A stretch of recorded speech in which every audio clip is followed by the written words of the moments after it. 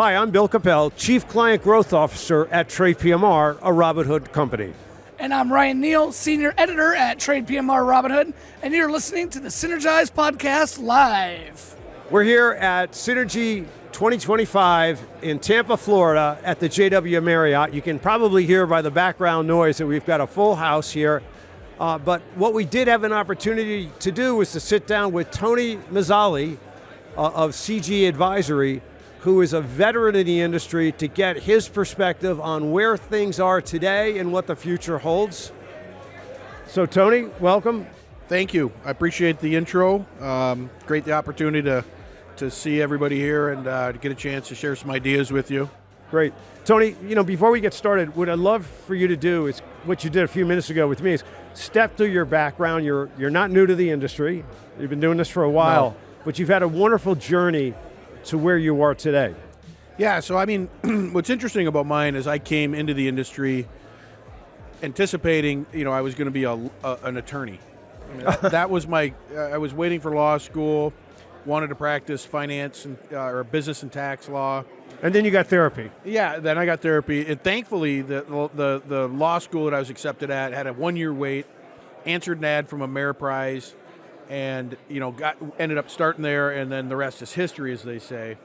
But what I experienced there at Ameriprise early in my career, I think that's relevant in today's terms is they had a very rigid, well executed training program. So when I showed up out of college, not unlike probably a lot of people I see that come into my firm today from college, I had a general knowledge but not the skills. But I did have a desire, and I had a desire to do some things and do some things in a big way. And I was able to really be shaped in the American Express, Ameriprise environment with a lot of the training, a lot of the intellectual skill development, personal development that I think that really is important, in an early advisor's career. And that's a planning-based organization to start. Absolutely, yeah. So it was a focus on in those days, fee-based financial planning, which was a new concept to the industry. Absolutely. This goes back to date myself back into the early 90s, so 1990s. That was kind of one of these emerging topics that we thought was going to be a thing in the future. Right. And lo and behold, it's been something that I think that a lot of firms have had success with. A lot of clients have seen the advantage and value from. So. Well, 25 years later, you've gone from a solo practitioner, probably at American Express. Tell us a little bit about the firm today. So we just celebrated our 25th anniversary as a registered investment advisor, fiduciary focused, focusing on fee-based wealth management, and it's a different outlook today. In a lot of ways, to me anyway, so much has changed and so much stayed the same. It's kind of the dichotomy. Right.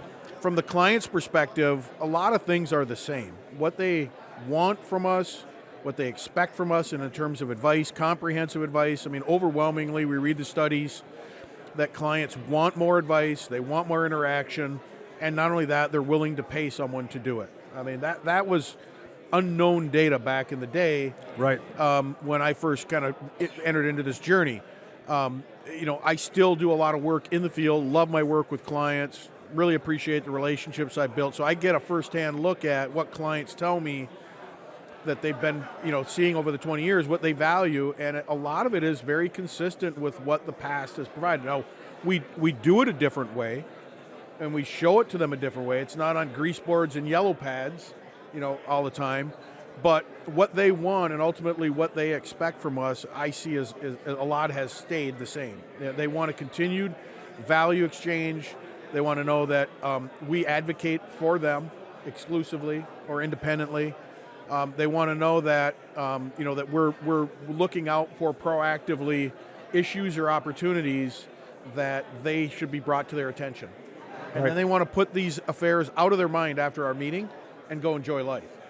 It's remarkable that part hasn't changed, right? No, at the end of the day, it hasn't changed. I'm going to send you over to my comrade Ryan here to talk about growth. I'd love to ask, other than spending your free time with Bill and I, which is everybody's favorite activity, what brings you to Synergy? What has you most excited so far here at the conference? So I'm always looking at new opportunities and keep my eyes open for, things that are changing in the market. And I think, what I heard this morning from Rob about the focus on providing advice to the next gen.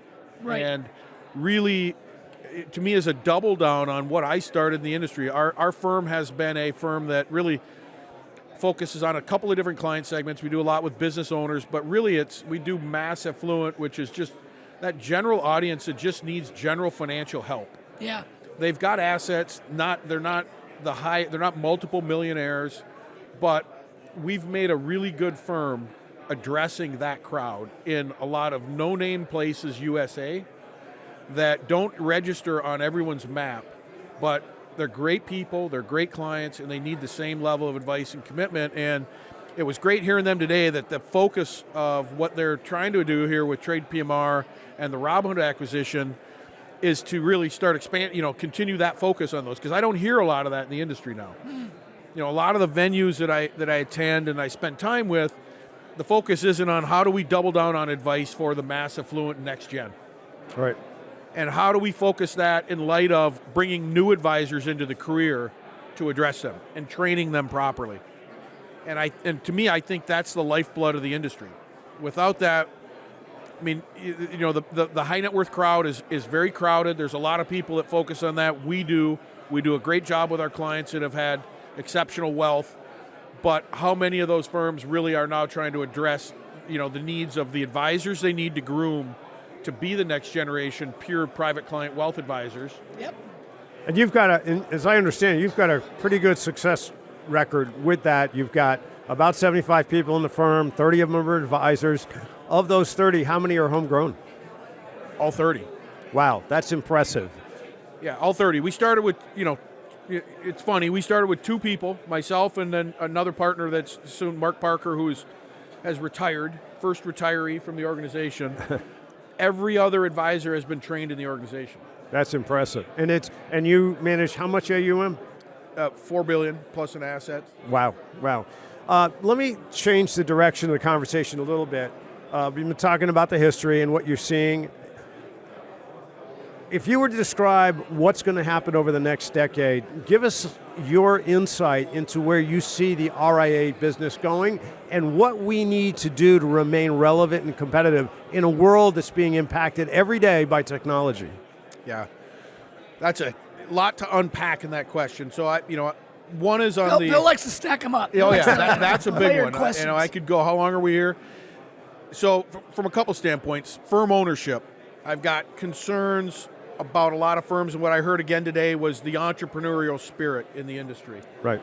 And somehow, firms like ours, myself, leaders in the industry that have been around here and enjoyed this profession need to, in my opinion, be vocal about keeping the entrepreneur in the industry.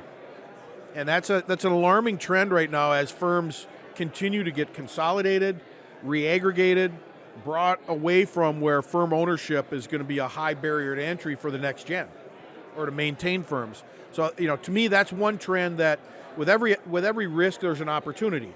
Right. And I think also bringing the youthful talent. So again, when I started in the industry, I think there were 0 financial planning programs in colleges. Wow. So everyone, and I worked in an organization where we had literally, just in my location in Detroit, Michigan, where I kind of worked that area, started that area, we had over 150 first-year advisors every year coming into the program, but none of them from a financial planning program, with a 90+% success rate of staying in the industry after year 1. That is remarkable. Yeah. They had a really good track record. Now, again, with no financial planning experience. Now, today, we have financial planning programs all over the country. And the question is, how many of those advisors are successful after year 1? And I think that's a litmus test for the focus on training and advancement for that generation and the amount it takes a lot of time, energy, and money to seed that next generation. But the firms that I believe that can figure that out are going to have a degree of success. And to me, it's more than just kind of having them watch meetings with the other advisor running them with high net worth clients. They need a client to work with that's at their skill level. we can't bring them in to just be exposed to high net worth clients and highly technical client situations. They've got to be able to work in an environment where they build their skills in a comfortable manner with a client segment that's going to be more suited to the first 2 to 3 to 4 years in their industry. What do you figure that, obviously you've invested heavily in your advisors. Talk to us a little bit about how you think about that investment. That's real money, and on an ongoing basis, I'm assuming that you continue to work with your advisors, continuing to develop their skills. Talk a little bit about your approach to that. So, I mean, I just, it's funny that you should ask that because it's never been anything other than just an Annie. I mean, you had to show up. I mean, that's where I was trained. That's the way we've always operated. So to me, bringing in interns to planners, to first-year employees to 3-year employees that have skills, that's just been the pattern that we've operated on from day one. So I see it today as an investment because I'm getting a little older, and I really want to be the type of firm that we have a multi-generational owned firm. And I think that's an aspiration that we need to, for firms that we need to stand up and say that loudly.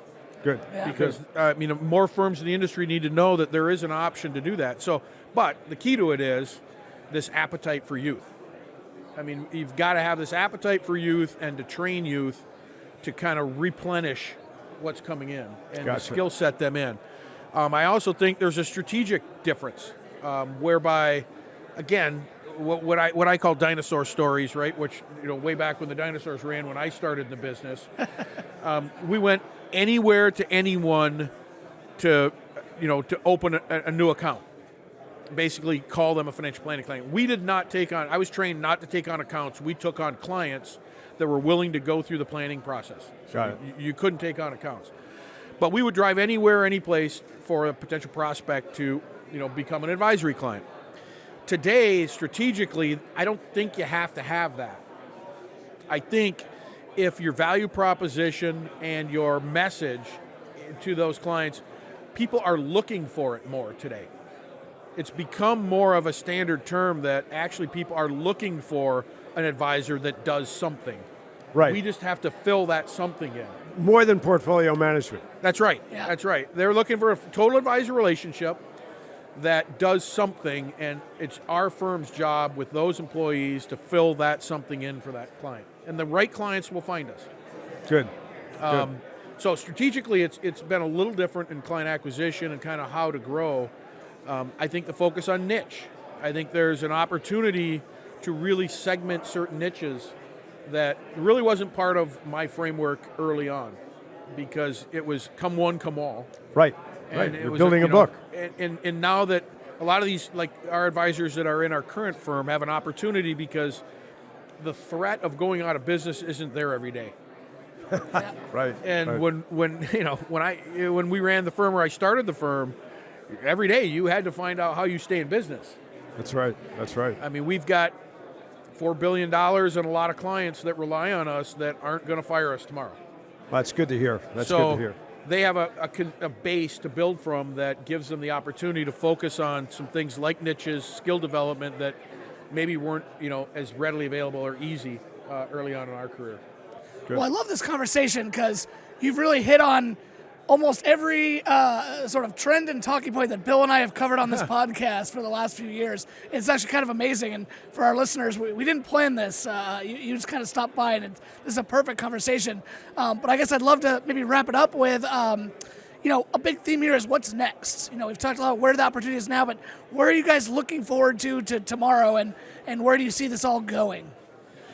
So I'm really looking forward to engaging my next gen leadership. So our firm had to go through a reorg, not just on an advisor, but on leadership. Come to the realization that it required a next gen leadership team. So I'm looking forward to letting them run the business plan. Also looking forward to, more conversations with Trade and Robinhood on, what does this youthful advisor development program look like? My premise is, because we do a lot of workplace advice for retirement plans, and we always find double the engagement with employees that are somewhere within 5 to 7 years of the advisor's age. So when we're working with an audience of 35-year-old average employees, and we send in a 50-year-old advisor, Right. engagement drops. Right. When we send in that 30 to 40-year-old advisor, engagement doubles. No surprise, but so I'm very passionate about how do we continue that to work in that market environment. And then also, of course, just a lot of the neat tech widgets and so forth that TradePMR's got. I mean, those are all great. I don't think, we put a lot of credence in those as being the business, but really it's about the relationship that's still the business. Sounds good. Well, listen, Tony, thanks for joining us. Really appreciate it. Appreciate you all. Thanks. Great. Well, thanks, Tony, for joining us, and thank you, everyone who listened. If you like what you heard, just take a minute to like, subscribe, share with your friends, click all the buttons that are on the website. All of it helps get our podcast out there, and thank you for listening. And I want to also extend my thanks to Tony for joining us. Great insights, great new ideas, and challenges. And, here's a guy that's been in business a long time, but sees an extremely bright future and is really building a strong team towards it. And to our listeners, I want to extend my thanks and watch for our next episode where we'll bring you more insights and actionable ideas to help you grow your business. And remember, the challenge is yours to capitalize on what the future offers. This special episode of the Synergize podcast was sponsored by Built for efficiency, designed for opportunity, Advizon is a transformative all-in-one platform that helps simplify advisor tech and modernizes the way you connect with clients. With a single source architecture, our unified platform is designed to bring portfolio management, reporting, billing, CRM, client portal, and more into one seamless experience. It's everything you need to help create a more personalized relationship with your clients and communicate more effectively without the chaos of disconnected tools. Discover more at advizon.com. TradePMR and Advizon are unaffiliated companies. Looking to grow your wealth management firm? Gladstone Group is a boutique investment bank that can help unlock the value you've built in your RIA. With comprehensive investment banking, talent search, and valuation services, all under one roof. With over 850 successful M&A transactions, valuations, consultations, and talent searches, we match great people with great companies and great companies with each other. So whether you're buying, selling, or building for the future, our expertise helps RIAs make informed decisions that work to maximize value. Discover why the most sophisticated firms choose Gladstone. Visit us at gstoneinc.com to start your journey. Since 1993, millions of investors have built their portfolios using tips from the Motley Fool LLC's online investment newsletters. As a sister company, Motley Fool Asset Management started with a simple question: how could we put the distinctive foolish investment approach to work for even more investors? Answer: ETFs built around the highest conviction stock picks from professional foolish analysts. These ETFs seek to outperform the market and deliver compounding returns for your client portfolios. Explore all of our foolish ETFs at fooletfs.com. Motley Fool Asset Management and TradePMR are unaffiliated companies. all third parties mentioned and TradePMR are unaffiliated companies. The third parties mentioned are available for purchase and/or subscription through Fusion. Please contact the provider for information about their terms and conditions, as well as any fees that may apply.